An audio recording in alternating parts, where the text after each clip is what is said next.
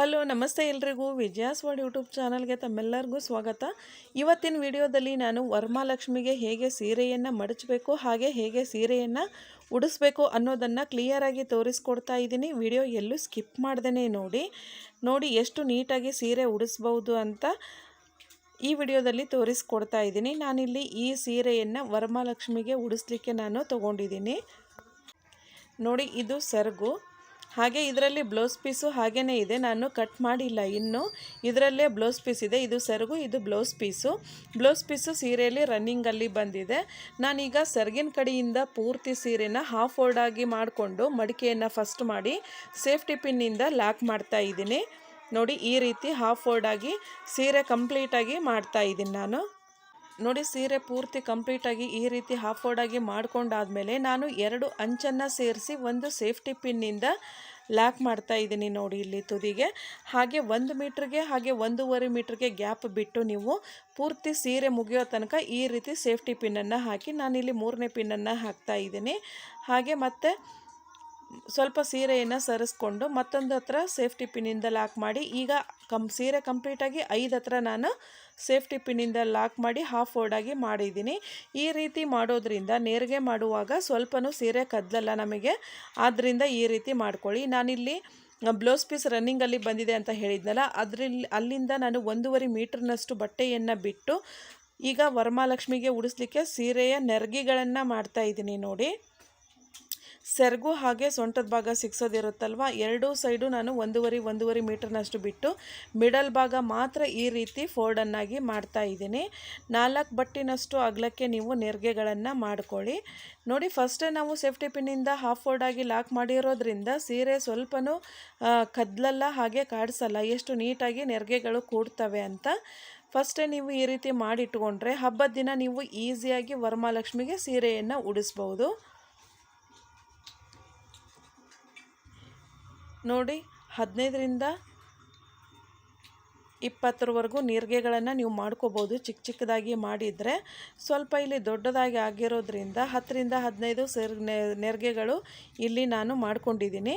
ಮಾಡ್ಕೊಂಡಾದಮೇಲೆ ಅಂಚಿಯನ್ನು ಈ ರೀತಿ ನೀಟಾಗಿ ನೀವು ಜೋಡಿಸ್ಕೋಬೇಕು. ಈ ರೀತಿ ಜೋಡಿಸ್ಕೊಂಡ್ರೆ ಮಾತ್ರ ನಿಮಗೆ ನೆರಿಗೆಗಳು ನೀಟಾಗಿ ಉಡಿಸುವಾಗ ಕೂಡುತ್ತೆ, ಇಲ್ಲ ಅಂದರೆ ನಿಮಗೆ ತುಂಬಾ ಟೈಮ್ ಹಿಡಿಯುತ್ತೆ. ಆದ್ದರಿಂದ ನೀಟಾಗಿ ಒಂದ್ಸರಿ ಕೈಯಿಂದ ಜೋಡಿಸ್ಕೊಂಡು ಬಟ್ಟೆ ಕ್ಲಿಪ್ಪಿಂದ ಸೆಕ್ಯೂರ್ ಮಾಡ್ಕೊಳ್ಳಿ. ನಾನು ನೆರಿಗೆಗಳ ಹತ್ರ ಮಾಡಿದ್ದಾದಮೇಲೆ ಸೊಂಟಕ್ಕೆ ಸಿಕ್ಸೋ ಭಾಗ ಇರುತ್ತಲ್ವ, ಮೇಲಿನ ಭಾಗ, ಅಲ್ಲಿಯೂ ಸಹ ನೀಟಾಗಿ ಕೈಯಿಂದ ಜೋಡಿಸ್ಕೊಂಡು ಬಟ್ಟೆ ಕ್ಲಿಪ್ಪಿಂದ ಸೆಕ್ಯೂರ್ ಮಾಡ್ಕೊಂಡಿದ್ದೀನಿ. ಈಗ ನಾನು ಸೆರಗಿನ ಕಡೆಯಿಂದ ನೆರಿಗೆಗಳನ್ನು ಮಾಡ್ತಾಯಿದ್ದೀನಿ. ನೋಡಿ, ಪ್ಲೇಟನ್ನು ಮಾಡ್ತಾಯಿದ್ದೀನಿ. ಇಲ್ಲಿ 3 ಸ್ಟೆಪ್ ನಮಗೆ ಪ್ಲೇಟನ್ನು ಮಾಡ್ಕೊಂಡಿದ್ದೀನಿ. ಮಾಡ್ಕೊಂಡಾದ್ಮೇಲೆ ಈ ರೀತಿ ಕೈಯಿಂದ ಸ್ವಲ್ಪ ಐರನ್ ಥರ ತಿದ್ದಿ ಅದನ್ನು ಕೈಯಿಂದ ಜೋಡಿಸ್ಕೊಂಡು ಮತ್ತೆ ನೀವು ಸೇಫ್ಟಿ ಪಿನ್ನಿಂದ ಇಲ್ಲಿ ಲಾಕ್ ಮಾಡ್ಕೊಳ್ಳಿ. ಸೆರಗಿನ ಅಂಚಿಗೆ ಲಾಕ್ ಮಾಡ್ಕೊಂಡಾದಮೇಲೆ 1.5 ಮೀಟ್ರ್ನಷ್ಟು ಬಿಟ್ಟು ನೀವು ಇನ್ನೊಂದು ಹತ್ರ ಅದೇ ಸ್ಟೆಪ್ಪನ್ನು ನೀಟಾಗಿ ಪ್ಲೇಟನ್ನು ಜೋಡಿಸ್ಕೊಂಡಾದಮೇಲೆ ಮತ್ತೊಂದು ಹತ್ರ ಸೇಫ್ಟಿ ಪಿನ್ನಿಂದ ಲಾಕ್ ಮಾಡ್ಕೊಳ್ಳಿ. ಈಗ ಸೆರಗಿನ ಕಡೆಯಿಂದ ಫೋಲ್ಡಿಂಗ್ ಮುಗೀತು. ಈಗ ನೆರಿಗೆ ಉಡುಪದ್ರೆ ಇರುತ್ತಲ್ಲ, ಅಲ್ಲೂ ಸಹ ಅದೇ ರೀತಿ ಸೇಮ್ ಮೆಥಡಲ್ಲೇ ಸೇಮ್ ಮೆಜರ್ಮೆಂಟಲ್ಲೇ ನಾನು ನೆರಿಗೆಗಳನ್ನು ಮಾಡ್ತಾಯಿದ್ದೀನಿ. ನೋಡಿ, ಪ್ಲೇಟ್ಸನ್ನು ಮಾಡ್ತಾಯಿದ್ದೀನಿ. ಮಾಡಿದ್ದಾದಮೇಲೆ ಇಲ್ಲೂ ಸಹ ಅಂಚಿಗೆ ನಾನು ಸೇಫ್ಟಿ ಪಿನ್ನಿಂದ ಹಾಕಿ ಲಾಕ್ ಮಾಡಿದ್ದಾದಮೇಲೆ 1.5 ಮೀಟ್ರ್ನಷ್ಟು ಬಿಟ್ಟು ಮತ್ತು ಅದೇ ನೆರಿಗೆಗೆ ಮತ್ತೊಂದು ನಾನು ಸೇಫ್ಟಿ ಪಿನ್ನಿಂದ ಲಾಕ್ ಮಾಡಿಕೊಂಡೆ. ಈಗ ಸೀರೆ ಫೋಲ್ಡಿಂಗು ಕಂಪ್ಲೀಟಾಗಿ ಮುಗೀತು. ಇಲ್ಲಿ ನಾನು ಒಂದು ಟೇಬಲ್ ಮೇಲೆ ಒಂದು ಪೀಠವನ್ನು ಇಟ್ಟಿದ್ದೀನಿ. ಅದಕ್ಕೆ ಸ್ವಲ್ಪ ಗಮ್ಮನ್ನು ಹಚ್ಚಿ ಅಕ್ಕಿ ತುಂಬಿದ ಪ್ಲೇಟನ್ನು ಇಟ್ಟಿದ್ದೀನಿ. ಅದ್ರ ಮೇಲೆ ಒಂದು ಡಬ್ಬ ಇಟ್ಟು ಅದರಲ್ಲಿ ನಾನು ಮತ್ತೊಂದು ಬಿಂದಿಗೆಯನ್ನು ಇಟ್ಟಿದ್ದೀನಿ, ಅಕ್ಕಿ ತುಂಬಿದ ಬಿಂದಿಗೆಯನ್ನು ಇಟ್ಟಿದ್ದೀನಿ. ಈಗ ನಾನು ಡಬ್ಬಕ್ಕೆ ಸೀರೆಯನ್ನು ಉಡಿಸ್ತಾ ಇದ್ದೀನಿ. ಈ ರೀತಿ ಡಬ್ಬ ಇಟ್ಟು ನೀವು ಸೀರೆ ಉಡಿಸೋದ್ರಿಂದ ಸೀರೆಯ ನೆರಿಗೆಗಳು ತುಂಬ ನೀಟಾಗಿ ಕೂಡುತ್ತೆ. ನಿಮ್ಮ ಹತ್ರ ವರಮಹಾಲಕ್ಷ್ಮಿ ಸೀರೆ ಉಡಿಸೋ ಸ್ಟ್ಯಾಂಡ್ ಇರಲಿಲ್ಲಪ್ಪ ಅಂದರೆ ನೀವು ಸ್ಟೀಲ್ ಡಬ್ಬ ಬಳಸ್ಕೊಂಡು ನೀವು ಸೀರೆಯನ್ನು ಉಡಿಸ್ಬೋದು, ವರಮಹಾಲಕ್ಷ್ಮಿಗೆ ಸೀರೆಯನ್ನು ಉಡಿಸ್ಬೋದು. ನೋಡಿ, ಈಗ ನಾನು ಬಟ್ಟೆ ಕ್ಲಿಪ್ಪನ್ನು ರಿಮೂವ್ ಮಾಡಿದ್ದೀನಿ. 4ರಿಂದ 6 ಇಂಚಿನಷ್ಟು ನೀವು ನೆರಿಗೆಗಳನ್ನು ಡಬ್ಬದ ಒಳಗಡೆ ಮಡಿಕೆಯನ್ನು ಮಾಡ್ಕೊಳ್ಳಿ. ಮಾಡ್ಕೊಂಡಾದ್ಮೇಲೆ ಈಗ ಕೆಳಗಿನ ಭಾಗದಲ್ಲಿ ಬಟ್ಟೆ ಕ್ಲಿಪ್ ಇತ್ತಲ್ಲ ಅದನ್ನು ಸಹ ರಿಮೂವ್ ಮಾಡ್ಕೊಂಬಿಡಿ.